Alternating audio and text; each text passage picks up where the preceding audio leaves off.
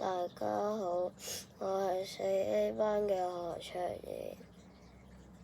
今次我為大家介紹嘅係合適秋天進行的活動。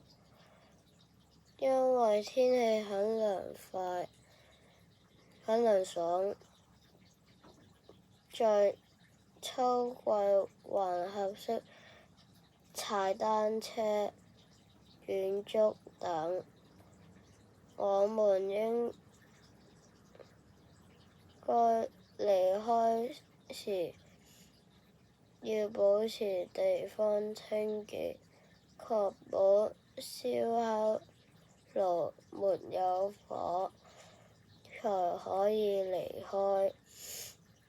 唔可以跑，如果跑嘅話，後果就係會跌倒受傷。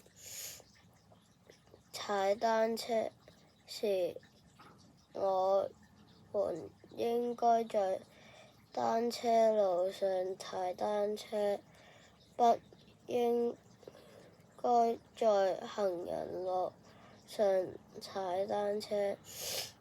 最後，遠足時不應該離開大隊，不要走失。